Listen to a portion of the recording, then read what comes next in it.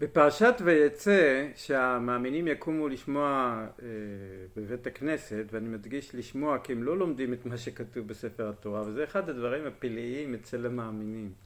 הם חושבים שאת התורה כתב אלוהים, אבל הם לא מתייחסים למה שאלוהים כתב ברצינות, הם סתם כזה מחפפים.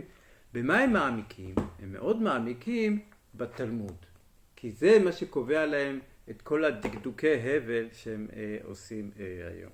עכשיו תראו, בפרשת ויצא מסופר על יעקב אבינו והפרשה שלו עם לבן, ושהוא נשא את רחל ולאה. עכשיו זאת בעיה. יעקב בעצם נשא את רחל ולאה, שהם שתי אחיות. ואסור לשאת שתי אחיות, הנושא שתי אחיות, או שוכב עם שתי אחיות, עובר על כרת ונחרטה הנפש הזאת. אז איך יעקב נשא את שתי אחיות? בנוסף, יעקב גם שכב עם השפחות שלו, עם בלהה השפחה ועם זלפה שפחת לאה. בלהה היא שפחת רחל וזלפה היא שפחת לאה. ולא רק שהוא שכב איתם, הרי אסור לשכב עם שפחות. מה, אדם שיש לו שפחה, קנה שפחה, מותר לו לשכב איתה? לא. אז איך יעקב שכב? עכשיו, לא רק שהוא שכב, הוא גם הביא איתם ילדים. עם בלהה שפחת רחל הוא הביא את דן ונפתלי. עם זלפה שפחת לאה הוא הביא את גד ואשר. 4 שבטי ישראל הם ילדים של שפחות. איך זה מסתדר כל העסק הזה למאמינים? מה קורה כאן? עכשיו תראו תמיהה על תמיהה. אני רוצה להמחיש לכם לא שהם טועים. אוקיי, כל בן אדם טועה. לא זה הקטע. הקטע שהם דנו בגמרא, או התפלפלו, או חשבו, כאילו הם נמצאים בסמולטוק כזה, לא מחייב, כאילו אתם מתכנסים כמה חבר'ה במילואים, ויאללה, פטפטים, הוא אומר מה שהוא יודע, זה אומר מה שהוא יודע, לא, זה לא רציני, פעם הוא אומר ככה, אחר כך הוא אומר משהו אחר, זה חז"ל. הרמת החשיבה לא שיטתית, לא מסודרת ומאוד רדודה. הנה תראו, במסכת יומא, מסכת יומא זה מסכת שמדברת על יום הכיפורים, לכן היא נקראת יומא, זה יום, בארמית יומא זה יום, ומדובר על יום כיפורים. אז במסכת יומא דף כ"ח עמוד ב', הנה ככה נראית הגמרא, והם אומרים ככה, יש בספר בראשית פרק כ"ו פסוק ה' נאמר על אברהם, תראו דבר פלא, נאמר על אברהם עקב אשר שמע אברהם בקולי, אלוהים אומר את זה, עקב אשר שמע אברהם בקולי וישמור את משמרתי מצוותיי חוקותיי ותורותיי. עכשיו, סביר להניח שהכוונה היא שאת החוקים והמצוות שאלוהים אמר לאברהם באותה תקופה, כי עדיין לא ניתנה התורה. אבל בואו תראו מה חז"ל אומרים במסכת יומא דף כ"ח עמוד ב'.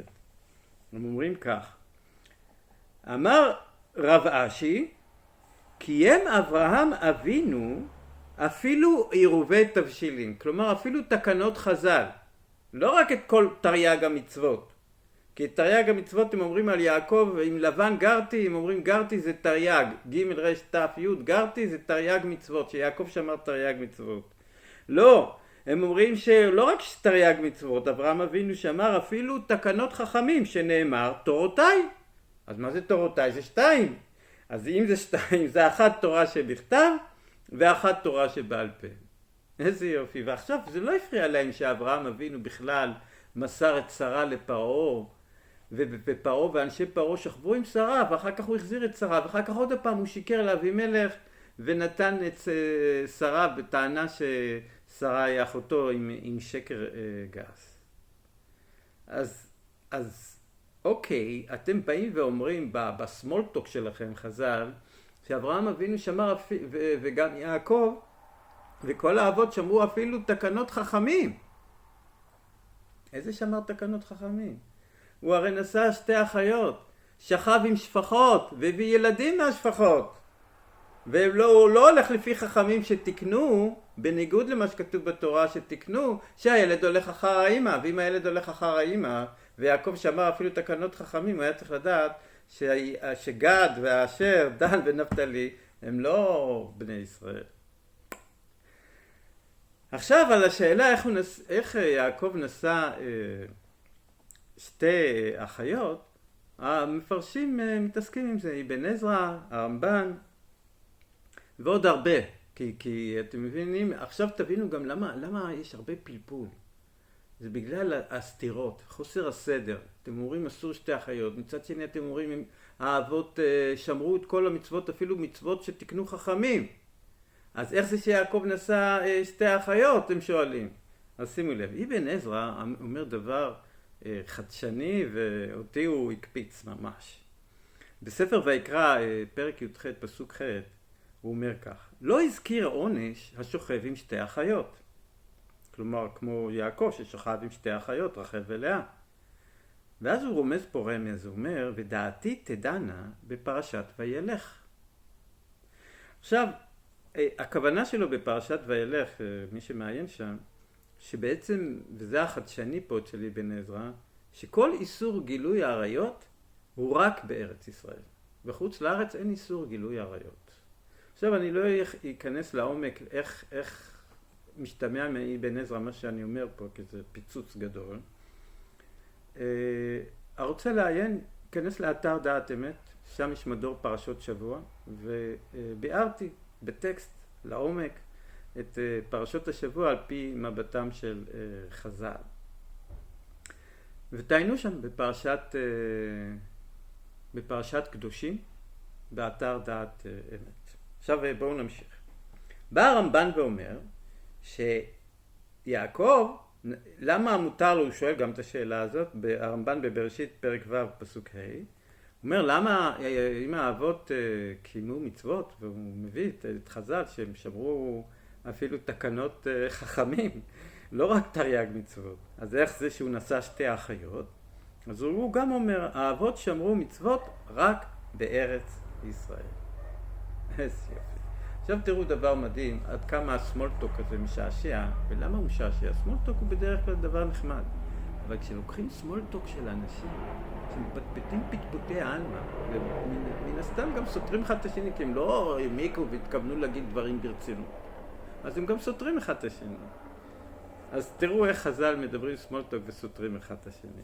במסכת פסחים, בדף קי"ט עמוד ב', הם באים ואומרים את הדבר הבא, שלעתיד לבוא, הקדוש ברוך הוא יעשה סעודה לצדיקים, יהיה שם אברהם, יצחק, יעקב, משה ודוד.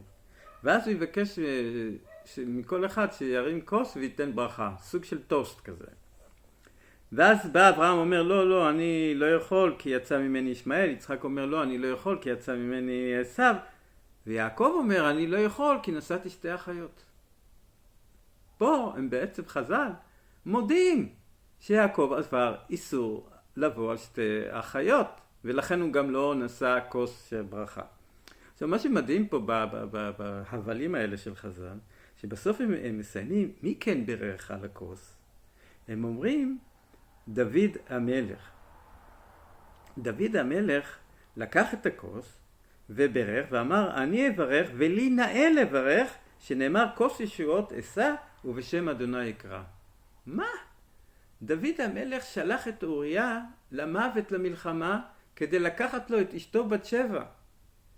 והוא שכב עם בת שבע כשהיא הייתה אשת איש. ובא אליו נביא והוכיח אותו עם כבשת הרש. אז הוא לא נאה לברך, ומשה למה הם אומרים, משה למה לא ברך? כי לא נכנסתי לארץ ישראל. אבל דוד עשה דברים בהרבה יותר חמורים, הוא זמם רצח ושכב עם אשת איש. פשוט זה לא יאומן. אבל מה שאני רוצה שתסיקו זה את החוסר שיטתיות, שפעם הם אומרים הוא שמר את כל המצוות, ופתאום הם אומרים יעקב נשא שתי אחיות שזה לא בסדר. מלבד זאת אני סבור שצריך לחסל את חמאס.